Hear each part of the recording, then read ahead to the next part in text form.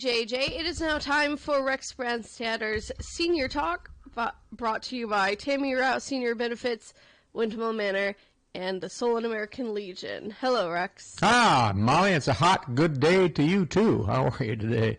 Welcome, folks. Welcome to Senior Talk. We're going to take some time out of this day to talk about some pretty neat, cool, I want to say cool, I'm kind of use buzzwords here, cool senior things. So, you know, Senior Talk is the weekly radio program where we try to identify and examine and share important and timely information for we and you fellow seniors. And thanks for tuning in and also spending a few moments out of your busy day to listen to Senior Talk. And as you know, I'll do my very best to bring as many senior issues and thoughts and updates as I can, and also hopefully some fun recollections of people, places, things, and events, which is truly what we seniors seem to do pretty good at stuff. Remember people who are unfortunately no longer around, or places that used to be here, they're longer around, and things like that.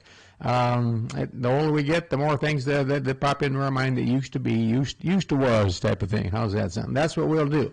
Get yourself an ice cold root beer, a sandwich, sit back, and let's see what we can cook up. My name is Rex Brandstatter. As Molly said, I'm 74 years old, and I think that we seniors have a lot on our minds, and we're going to talk about some of those things today. Now, I've been licensed real estate broker here in Iowa, working mostly in Iowa City, Coralville, Johnson County area mostly, helping people sell and buy homes, investment properties, commercial properties, and things like that. I can certainly help you. I work a lot with seniors, the families, the kids of the seniors, and the kids may be in their 60s and 70s, you never know, 40s, 50s. I work with just the seniors if they like to make their own decisions, and if you will, can make their own decisions. I do have to ascertain that as I meet with seniors, or anybody else for that matter. I meet with the executors of estates. I meet with administrators of estates. Attorneys call me. Trust departments of banks call me to deal with Mr. Smith passed away. We need to sell the home. Attorneys and things like that. So give me a call if you wish. I'm always around. I'm at the senior line that I use is 319-330-5534. 330-5534. I do my best to try to help you. That's absolutely free. No, I'm not going to call you unless you want me to, for sure. So that's the scoop. Thanks for cooking along with us here today. And you know, yes, it's hot. I'm not the weather. You can listen to the weather, or better yet, just step outside. It is hot, but you know something. On the other hand, it's July in Iowa. It's always hot in July in Iowa. We seniors seem to treat hot weather like we treat the cold weather, and we don't stand out in the sun and we don't stand out in the cold so much. In the winter we can put on another coat, but I prefer hot weather over cold weather any day of the week. That's just me. Maybe you like it cold, I don't know, but that doesn't impress me. I'm not smart enough to go to Arizona or Florida, so I have to tough it out here. And I just soon tough out this hot stuff rather than the cold stuff. So that's the scoop. That's just me. So you know this. We didn't have AC when I was a kid. How about you? Did you have air conditioning when you were a kid? Some people say yes, and some people like Rex can say no. And we did not have air conditioning. So you know, I used to ask my dad. Now he was born in 1919. He's gone, of course, but I'd say, Dad, what did you guys do in the 1920s and the 30s and the 40s? You know, in the 50s until there was air conditioning. And he said, well, when I was a kid, he said, you know, you never paid any attention to it, although his bedroom was upstairs in a two-story house in Coralville. And he said, but it was really, really hot. Why, he said, lots and lots of people, we just slept out in the yard. He said, so if you go up and down the street in the middle of the night, you'd see all kinds of people, in not just Coralville, all over, sleeping out in the yard. I said, well, that's one way to do it. He said, we slept in the basement of their house. Now, the basement of the house, like the basement that would be in your house, it's a subterranean type of a thing, and it's got moisture down there, and it's got the humidity down there is usually what it is. But if you go to your basement today and it's nice and cool down there and turn the fan on, you'd have a pretty nice day. Well, that's what they did back then. My first recollection of anything close to air conditioning was we went to the Gamble store when I was a kid. This would have been in the late 50s. Now, the Gamble store was right straight across the street from Pearson's drugstore. It later became Sutton Radio and TV. Before it was Gamble store, it was a tavern. One of the Alberhesky man owned a tavern there, okay? And then it was the Gamble store. And the Gamble store, we went there. My dad bought a fan, and we called it Clanky because we had it for many, many years. It kind of clanked.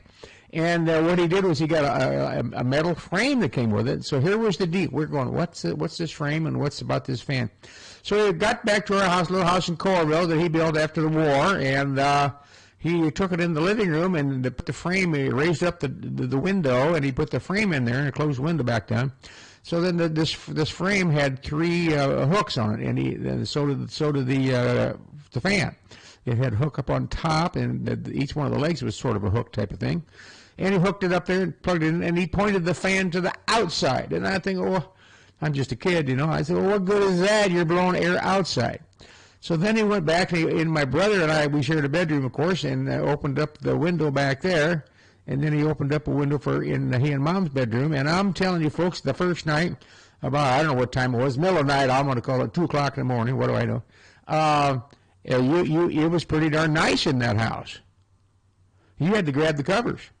So I said, well, in the morning, I said, well, how does that work? He said, well, what it does, it takes the air that's in the house, it blows it outside, and as it blows enough air, creates enough negative pressure, suction, if you will, it blows it around the corner and blows in the cool air from outside.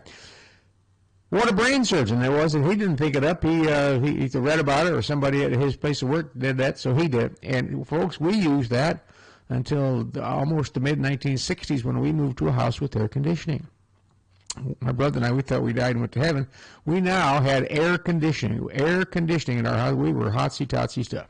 We didn't have color TV yet, but we had air conditioning. So that's how we got started with air conditioning. Thank gosh, my dad figured that out somehow, and away we went. So it was not the same as having air conditioning, but it was a whole lot better than not having that at all. You know, if today here on Wednesday, if you out and around you really don't have air conditioning, you know, you could head to the Coral Ridge Mall. That place is huge and nice and cool in there. You could go to the mall. You could go down to the Sycamore Mall. You could go downtown to the mall. You go to a movie. You could go all kinds of things you could do. Don't sit in the heat. Don't get all your blood pressure up and your temperature up and frustrated. Go to one of those places. Just go there and sit. They understand why you're there. You don't have to buy anything. They understand why you are there. So don't. I tell you the other thing is, remember now, a tree is called nature's air conditioner. And if a hot day like this, if you just go stand underneath a tree, go to City Park and sit underneath a tree, you'll notice a big, big difference. And that's all free. You can go sit under any old tree you want at the Iowa City Park or Coralville Park. Try it out, folks. It's let's beat this heat for sure. And as a kid, I'll tell you this would have been a great a day to hit the river. Right down there at the Coralville Overhead Dam, which was really stupid of us, but we were smart enough to stay way, way, way away from the overhead dam. I'm not recommending you do that because the water's pretty hot right now, I would assume, but that's what we did. Or back in our day as kids, we rode our bikes from Coralville to the Iowa City Park pool, and we were commanded by our parents. We could only ride on the north side of the Coralville Strip. And we got down to Rocky Shore, and we ride around Rocky Shore, go up the hill, into the park, and reverse. That's exactly what we did. We went to the pool all the time, because at that time there was no swimming pool in Coralville. And thank gosh they built, I think, 1970, 71, 72, they came up with a swimming pool. And I'm a strong proponent of every little kid should learn how to swim. Number one, you could save yourself. You can save yourself. You fall in the water or whatever happens to you, end up in the water, you can save yourself. Who better to save yourself than you?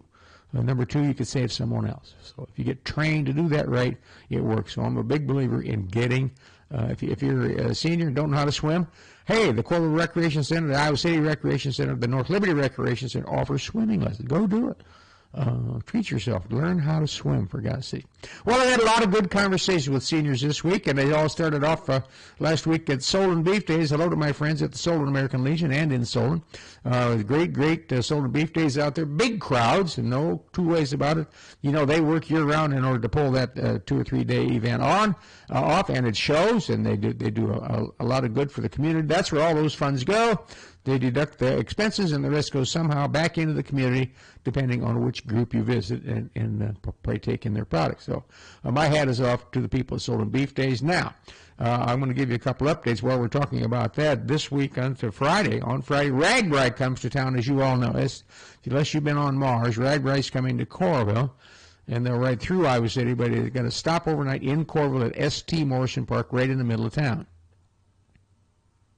My friends at the Coralville American Legion, they are having the Johnson County pork producers who have been successfully down at the Johnson County Fair a couple nights this week, strutting their best pulled pork and pork burgers and ribs. My gosh, folks. They're going to be at the Coralville American Legion out back from 4 o'clock to 8 o'clock on Friday. And if you don't want to, you can just go there and tell them what you want, and you go inside and they'll pay for it, and you could have yourself a nice, rather than heating up your own barbecue grill. They're going to Johnson County pork producers will be at the Coralville American Legion, right on the Coralville Strip, right next to Tavern Blue area in the back there. Tell them what you want, they'll fix you right up. Please do that. If the RagBrite riders are, don't worry about it. Plenty of parking around back and into the west there. Go there, have a good time, cool off, and support the pork producers, and in this case, the Coralville American Legion. So why not? It's a community spirit, and it's really the way to do.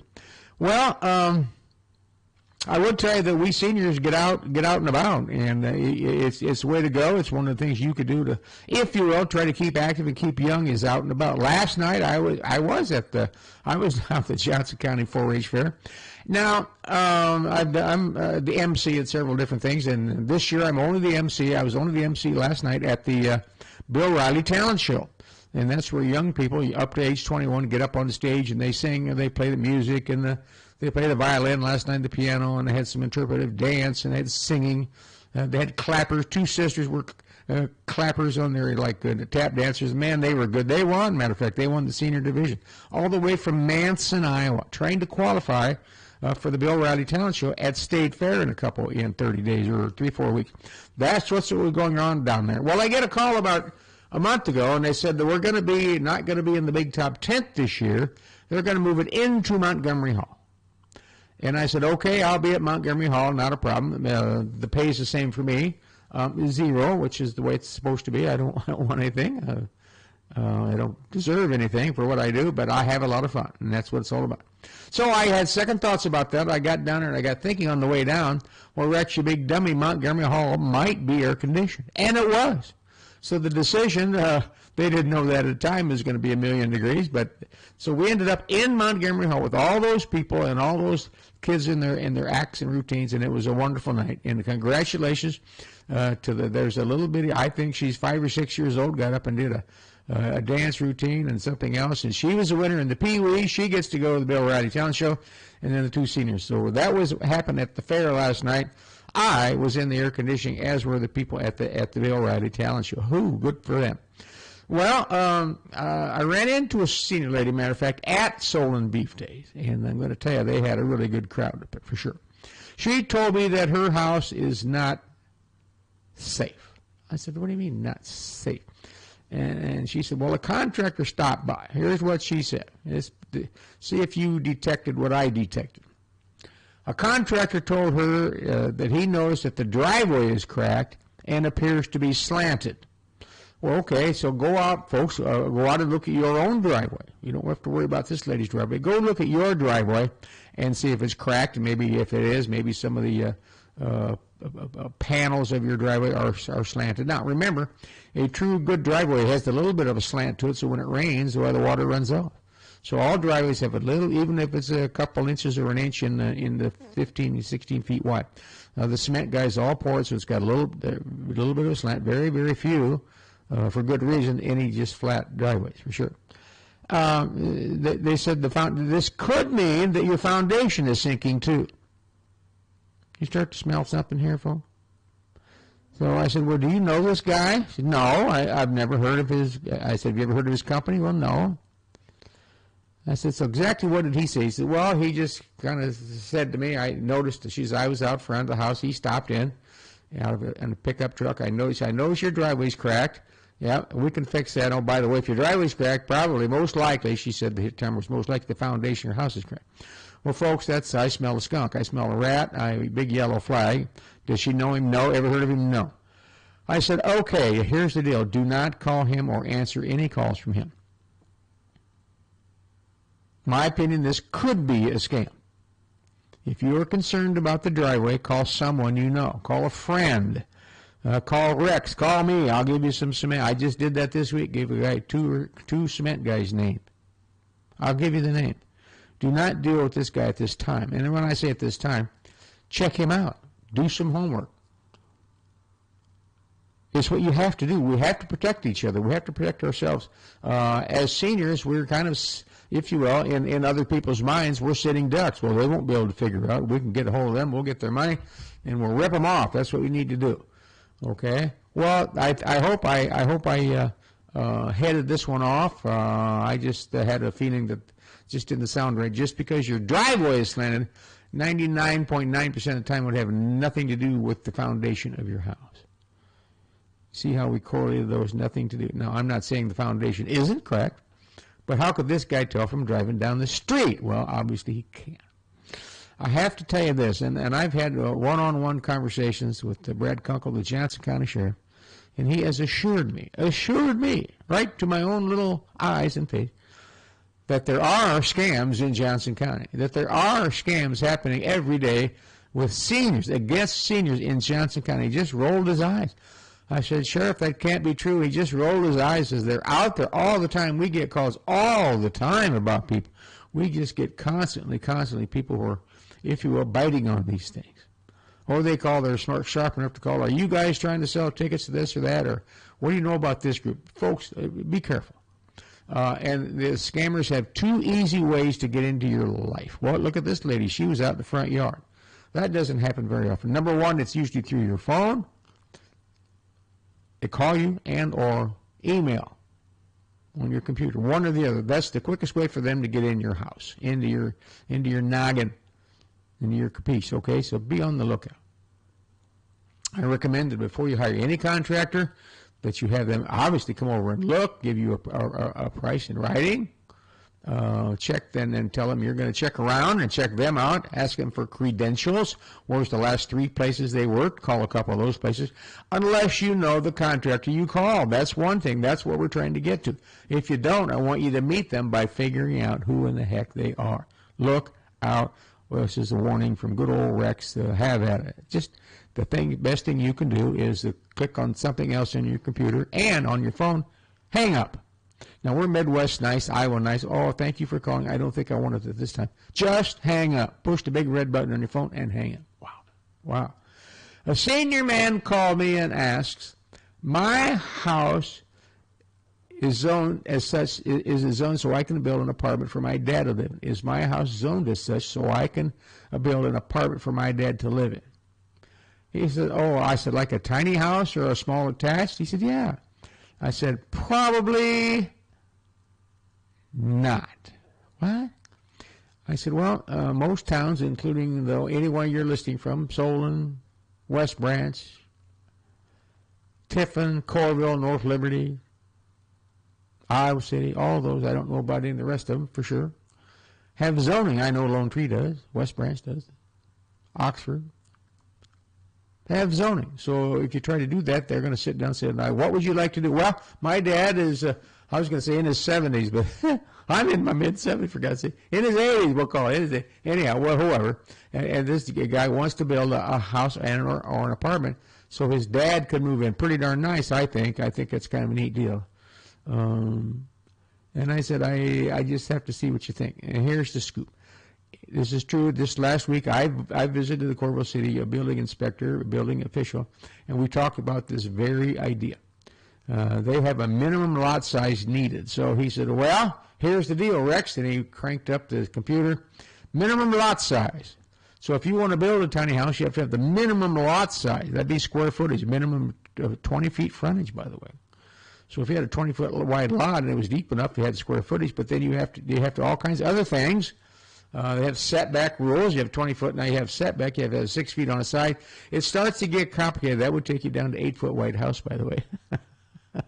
That's a tiny house for sure. So it gets pretty restrictive in a big hurry. Some communities don't have that. Johnson County would be a place to go. I can tell you what your luck would be there would be probably zero, as far as I know. I'm in the real estate business, and it doesn't work in the county either. Now, what would be an easier route would be to go to these places and say, my dad wants to live with us. What is the accessory apartment rule? Keyword, what are the rules for an accessory apartment? And an accessory apartment is just exactly what it says. You have the ability, depending on their zoning, to a lower level, make a bedroom for dad, and it's got to be a legal bedroom, or you say, look, can I turn my garage into a bedroom? Now, I don't know you want to do that. What are you going to do with your car? Type of thing. But then you have to have legal size windows. You have to have plumbing. I mean, you just don't put dad in a tent out back. Well, you guess you can for a while until it gets cold, and then he's going to want to come in. So that's what you have to do. There are lots and lots of hoops. It's really, really tough, and I'm going to call it, quote, an organized community to pull this off. But the secret to it would be to do an accessory apartment. Do you know the zoning of your house? If your house is zoned R2, which usually means R2 means dual, which means duplex, there's a really good chance that you could do even more than an accessory apartment if you're zoned correctly, but you have to play by the rules. You have to play by the rules. There's lots and lots of reasons why you play by the rule. Insurance reasons, legal reasons, lawsuit reasons, all kinds of things like that. Assessors have to be, you got all kinds of things to deal with here. Treasurer, all kinds of things. But it can be done. But you have to start with knowing what you have. And what do you have? Well, you have a house in town. We're going to say this man lives in town, and you want to do an accessory apartment type of thing and or tiny house. Well, I would probably tell you to forget the tiny house and get started on an accessory apartment. Now, I know a guy who did this in his town, not in Iowa, said, yes, you can have an accessory apartment. So he had a garage, an attached garage, and the garage had a gable roof, which is a standard roof. He took the gable roof off of the garage and built an upstairs apartment for his dad, and he put in a chairlift up there when his dad got a little older with an inside, the steps inside. His dad could pull his car in, take the steps and the glider up to the second floor, and he had an accessory apartment.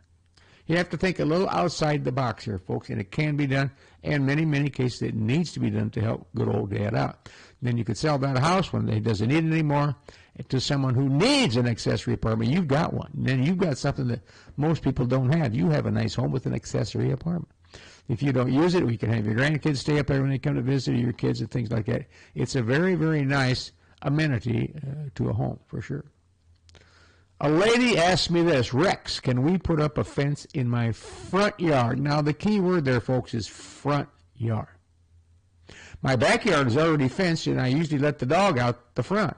So I thought maybe I could put a fence in the front. Well, here's the scoop with front yard fences. A lot more rules on front yard fences than there are backyard fences. A backyard fence is usually inside, about a foot inside your lot lines on the front and the back and the side, on the sides and the back, so you can walk around there and trim weeds or bushes or paint it, things like that. Just as long as everybody knows that that's not the lot line, okay? Don't fall into that trap, okay? So the answer to it is, well, you're going to have to work, again, with the building department. Most towns have rules on the location of front fences, the density or the see-through ability of fences that tester. If you are on a corner, so let's say you live on a corner, there are even more rules because they draw from the corner line of your property. You live on the corner, 1st Avenue, 2nd Street. You live on that corner. They go from 1st Avenue, they go down 2nd Street 35 feet, usually it's 30 or 35, and then the other way, and then they connect the two and make a triangle. You cannot have a fence on that triangle because they're trying to preserve what we call the sideline, the traffic sideline. So when you come to that corner to turn your car, you don't want a fence there, what's called a stockade fence, like Fort Apache. You can't see around the corner. They don't allow that. For God's sakes, that's for traffic and everybody's security. So you can't do that. And when I talked about the see-through ability, most communities in the front yards will call for a chain link and or a colored chain link that you can see right through. So you can see more things going on around the corner, maybe a car coming that you wouldn't normally see, things like that. So there are some pretty good rules, and most of these communities have charts that they could send you, and or you could go online And they could help you to figure out where that is, and you could see what they mean by that, okay? It's called a corner triangle, a non-build corner triangle. You can't build in that triangle. You can't put a fence in that triangle. And we all know what's happened in the past. Someone didn't know that, and they put a fence up, and it goes right out to it, and then you can't see around it, or they plant bushes in there. They got all kinds of problems. So look out. Don't do that. You're going to put a fence up, go see whatever community you live in. Go see the building official, for sure, all right? Otherwise, you'll put it up, and you'll get to take it down. A senior man was telling me this. He said, I called a painter to talk about some interior work. And I also visited a local appliance store. So he called the painter, hey, Bob or Jane, can you come over and give me prices for some interior painting? And at the same time, maybe a few days later, he went to a local appliance store. He's trying to get the interior of his house painted, and he's going to buy some appliances. He said both of them told me the same thing. The painter said, we'll see you in November or January. That's my opening. I don't take any appointments in December. I don't like to work in December. Well, that's his bit. But I can maybe squeeze you in December, and I think I'm okay in January. So there's 6 months. Now, painting is something you can do if you want to do a iffy job. If it was me, it would be a crappy job. If you want to paint, here's your opportunity to declare your independence from painter schedules and do your own, as long as you do it right. Mask it up, the standard things. I'm not telling you anything you don't know. But if you want to wait that long, you can do that. Okay, for sure. The appliance dealer told me, order today, deliver in December. Maybe. Order today, deliver in December. Maybe. And that is what's going on. Now, that doesn't mean your local appliance dealer doesn't have things in stock. He might not have. They never have the one you want. That's just the way it is. That's life. I like the model 207 here. Well, we don't have that. We've got the 209C. Same thing, only $187 more. That's life. We all have to get used to that. We all know that going in. Sometimes they don't carry the 207 model 207 because the upsell is the 209C or whatever it is. But also, since they're local dealers, they know what they're talking about. They'll tell you why you why they don't carry the model 207. There's probably good reason. They've been. You have to trust some of these folks if they've been around a while, folks.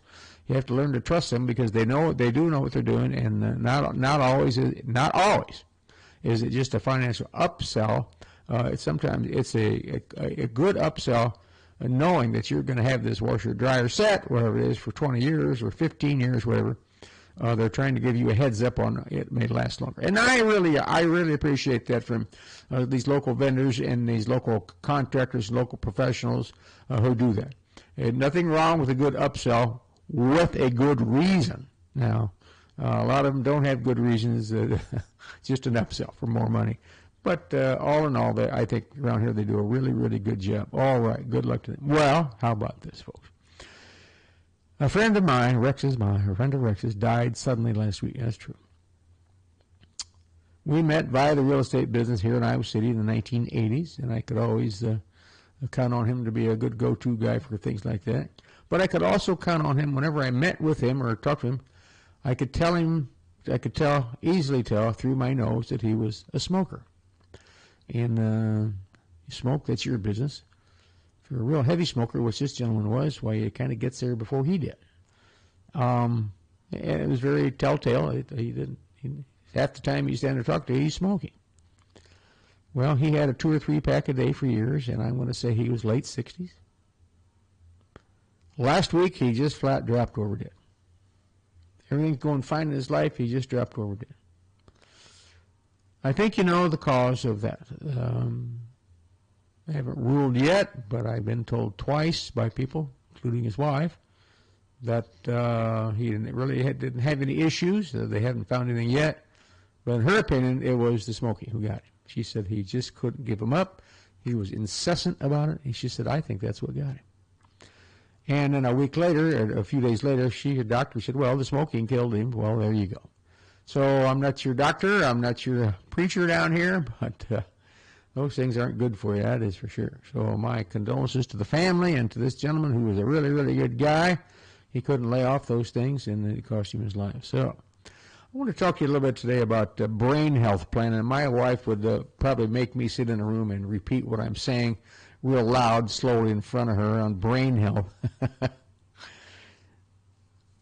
On the hot days, I think about more things. I wanted to think about a little brain health first. I want to talk to you about physical activity. I'm not telling you anything you don't know, but physical activity, you need to take a walk. After dinner, you need to take a walk, and whenever you feel best. Mornings, for older people, mornings, there's nobody out and around, it's cooler, and morning people are a good time to go for a walk, for sure. Cognitive stimulation, well, you don't have to try to do jigsaw puzzles. Cognitive stimulation could be talking to people, being around people, reading a newspaper, cognitive, or reading a book, poetry, anything like that. That's cognitive. Social engagement. We're seniors. We're built for this. Social engagement. If you want to hide in the corner, it's not going to help your cases any at all. Social engagement, call family. Social engagement could be online. Social engagement could be talking to people. Go for it. Heart-healthy diet. I'm not a doctor, just not telling you anything you don't know. Heart-healthy doctor probably doesn't include too many pieces of chocolate pie, M&Ms, and things like that. Probably not. A good sleep. Well, you don't have to tell the senior about good sleep, because at 9 o'clock at night, we're all in. And at 5 o'clock in the morning, we're all ready to go. I'm ready to go. And I don't know that I sleep all that well in between, but we sure try, don't we? We sure try, for gosh sake. Physical health. Physical health is just what it says. If you do all the things above, you're going to have some pretty good physical health. A little exercise I can't say never hurt anybody, because I don't know that. What do I know? But there are a lot of people, seniors or others, who cannot even do any in physical exercise due to that. And mental health. Mental health is just exactly what it says. Practice good thinking and good thoughts. And for some reason you're depressed, why seek a doctor out. Please. Let's all do our best to take care of ourselves as seniors, okay? Let's just do that. Why not? So I wanted to talk to you a little bit about this. On hot days, I sometimes think about the details from long ago. One thought I have is how do they, I always wonder about this when you watch the old westerns, how do they have cold beer, chilled salad, or cold water in the Civil War era? How did they do that? How did those soldiers do that? Well, in the Civil War, they rarely fought in the summer because it was too hot. Their uniforms were wool. Most of the fighting was in the spring and the fall. Very little fighting in the winter, and very little in the hot summer, because it was just too darn hot. So if you watch Gunsmoke, I used to watch Gunsmoke all the time as kids. Boy, that was part of the deal. I watch it once in a while on cable TV now, late in the afternoon.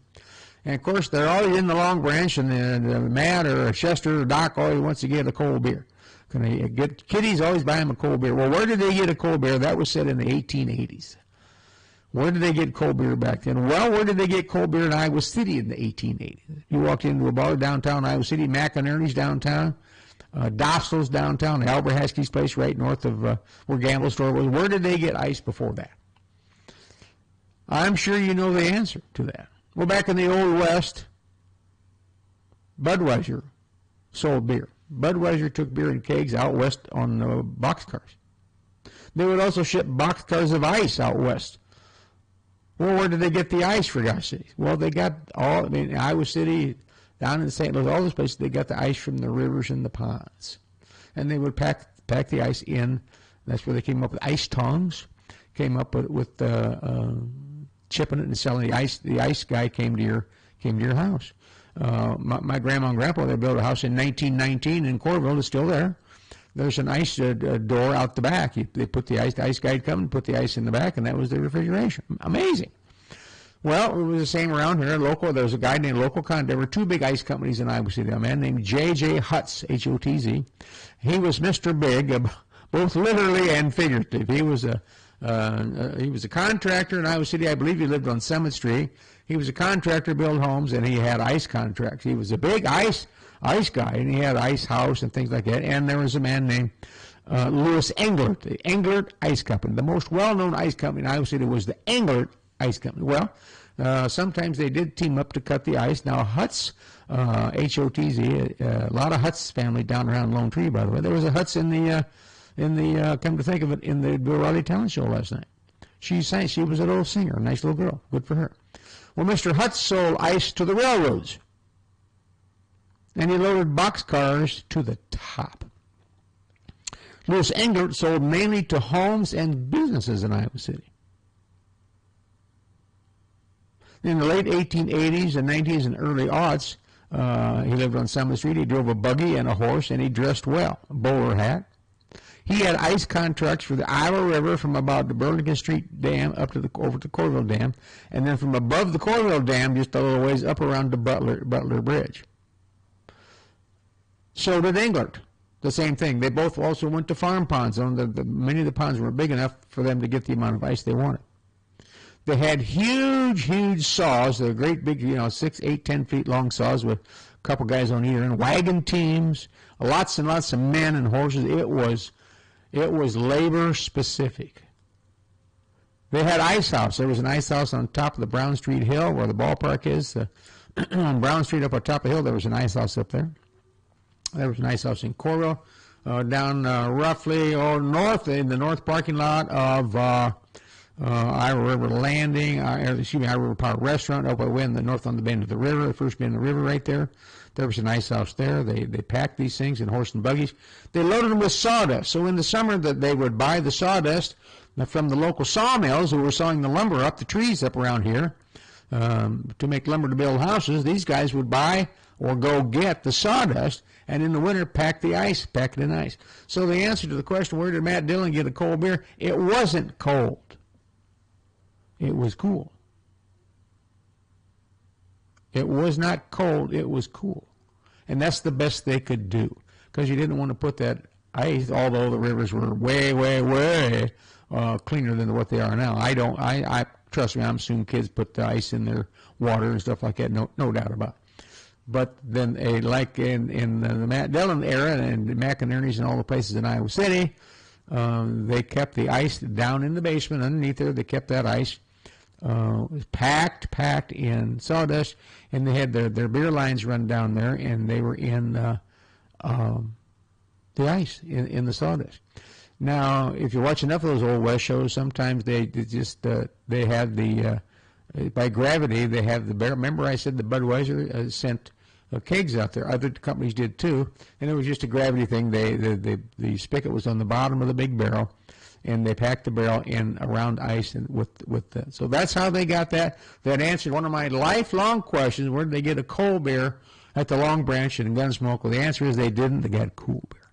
So I've cleared that up for you folks. Not that you didn't know, but sometimes just a little refresher course. How's that sound? Well, we've got a lot going on in town. I have to tell you that lots and lots of things when you're a kid that you remember.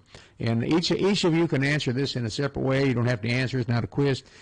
Each of you can remember things about your own growing up, not maybe so much your childhood, but maybe when you're in your early teens and things like that. Now, when I was a kid, here were some words and phrases that I learned to live by. And I know each one of your parents had some of these, so you could pick your own. And one was our house was, okay, pal, you can deal with your dad when he gets home. Now, that means that I wasn't paying attention to Mom. I wasn't doing what Mom was going to do, what Mom wanted me to do. And one of the rules we had at our house was every day you do whatever your mom tells you. That was the rule of the land. Do it when my dad would go to work. You do whatever Mom tells you to do. Oh, sure, not a problem. Well, in the course of a day, I started feeding my oats. Well, I'm not going to do that.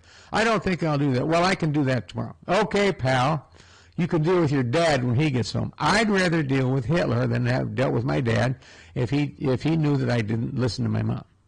You might as well just go jump in the river and save the time when getting in. So that usually straightened me up. Number 2, don't even think about it, Buster. Don't even think about it. So that would have been something I was going to do, not supposed to do, whatever it might be. Told them I'm going to go down and saw down a tree or build a tree house in the neighbor's yards, whatever, who knows.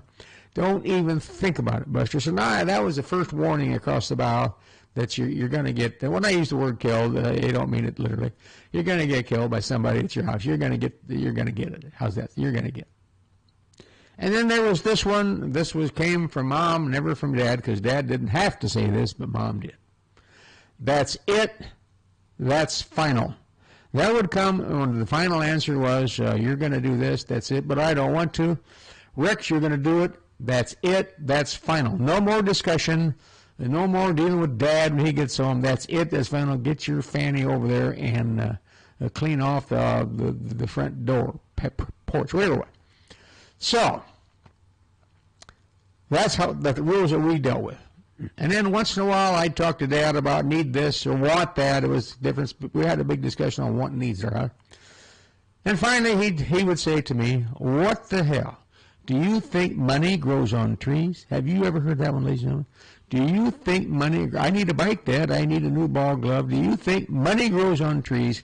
I use that one. I don't have any kids, but I'll ask my wife that once in a while when she says something. I said, "Do you think that money grows on trees?" She just rolls her eyes, knowing that she has the checkbook. She can go write a check for whatever she wants. She was just being courteous by asking me. So, with all those things in mind, I am so happy to be here on Senior Talk. I'm so happy to have you join me. I look out for all these things this weekend. Take care of yourself. Get in out of the sun. Go stand under a tree. Get yourself a nice cold root beer or a cold beverage. Enjoy being a senior. Let's play out our years and active and the best we can. Let's have a great time doing it. Thank you so much. Feel free to give me a call anytime. This is Rex Brandstatter saying thank you for listening to Senior Talk. We'll see you next time. So